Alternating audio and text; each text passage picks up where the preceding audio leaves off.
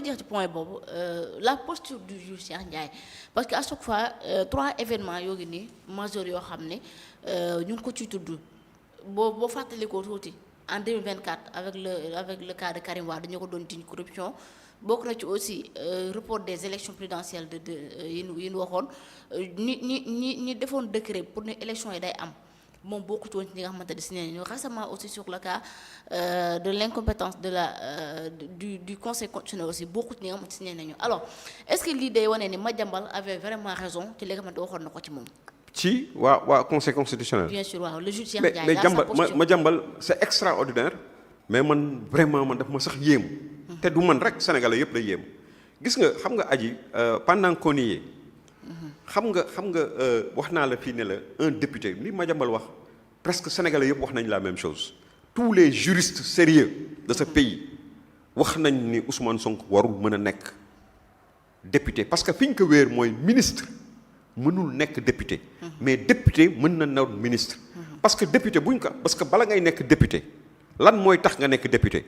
c'est pas parce que dañu ni liste électorale bi turu diw mi ngi ci. déclaré nañu résultat yi nee nañu par exemple Pastef moo gagné élection yi.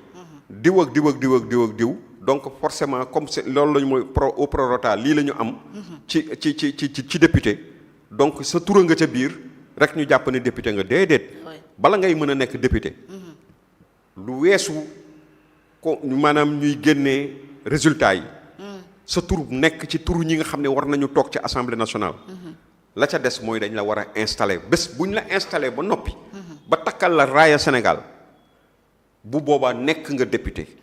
mais Ousmane Sonko loolu musul jaar ci loolu naa la jox benn exemple.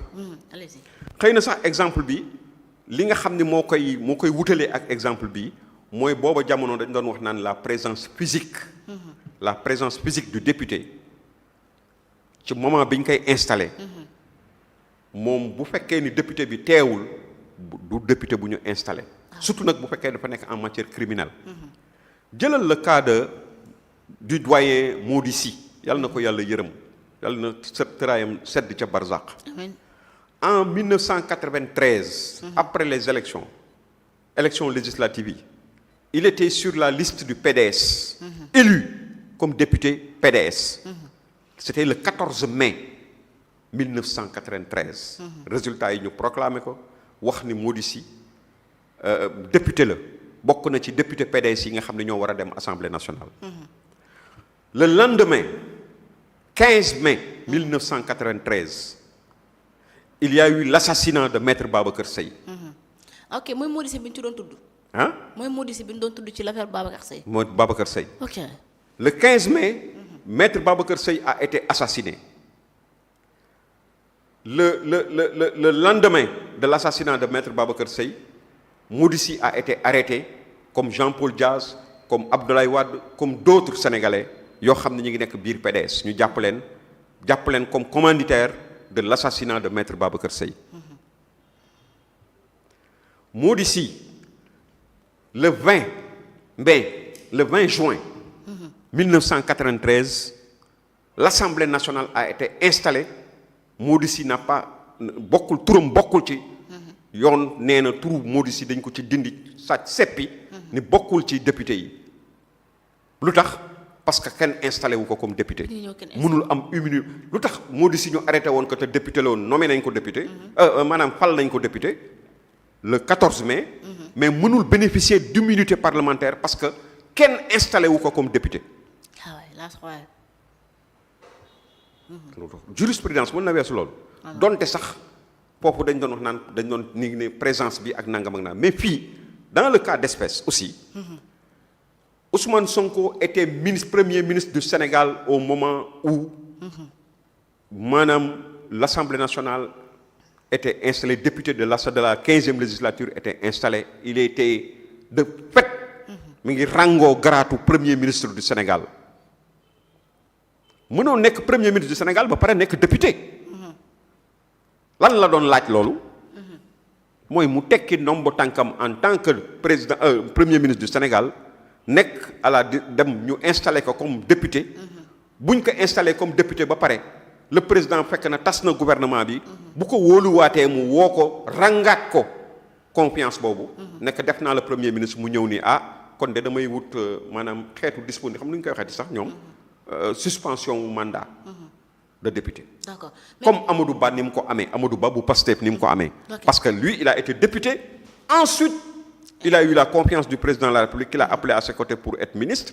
Maintenant il retourne normalement et légalement à l'Assemblée nationale au moment bu nga xam ni confiance boobu président dindi na ko ci moom. D'accord. Voilà. Alors mais doyen est-ce que actuellement le juge Cheikh Ndiaye amati na benn crédibilité justement pour di siège biir conseil constitutionnel. xam nga li Cheikh Ndiaye. Son cas le magistrat Cheikh Ndiaye. Man de dama jàpp ni je respecte les magistrats de mon pays. Parce que bokk nañ ci corps bi je l'ai toujours défendu bokk nañ ci le corps boo xam ni le plus respectable de ce pays. te lu ñu ëpp li nit ñi am ci ñoom yaakaar ba may leen sax nit ñi xaw leen ragal. parce que dañu taxawaayu suñu borom. Tout à fait. ci wet. parce que koo xam ne da ngay wax yoon am na lu yàlla fell ci nguuram gi teg ka ci sa loxo lu mu tegul ci loxo ñeneen ñi. donc ñooñu dañ leen war a xormal. dañ leen war a ëmb ak sutura et tout et tout et tout mais de jàpp naa ni su fekkee ni Madiambal li nga xam ne wax na ko ñoom génnuñu pour leeral loolu boole ci encore des circonstances aggravantes le fait que Cheikh Ndiaye ne soit pas parmi les gens yoo xam ne dañu siéger pour mën a wax l'incompétence déterminer l'incompétence du machin conseil constitutionnel. loolu wax dëgg yàlla lu xam ni la kenn mënul weddi bu boobaa li nga xam ne moom la Madiambal Diagne wax te ñun nag li ñu am intérêt mooy li Madiambal Diagne wax mu bañ a nekk dëgg parce que bu nekkee dëgg mais fan la suñu réew mi jëm su nekkee dëgg su fekkee ni benn magistrat nga xam ni dafa taxaw waat je pense que article 7 la xaw ma lan ci seen ñoom li nga xam ne moo leen ŋànk loi yi nga xam ne ñoom ci la ñu war a taxawee ñoom en tant que sage tere nañ leen nit ku am dossier bu nekk pendant ngay toog ak moom di ko recevoir pour quelque raison que ce soit dañ leen ko tere donc su fekkee ni Cheikh Ndiaye boobu toog na Cheikh Ndiaye lu mu doon bu vice-président la wala waaw voilà ak lu mu mën a doon même bu dee membre simple su toogee ak Ousmane Sonko moment bi nga xam ne décision au conseil constitutionnel ñi ngi koy xaar pour mën a xam ndax compétent na wala compétent wul pour mën a wax ci mbir moomu loolu lu tey xel la lu ñaaw la lu nga xam ni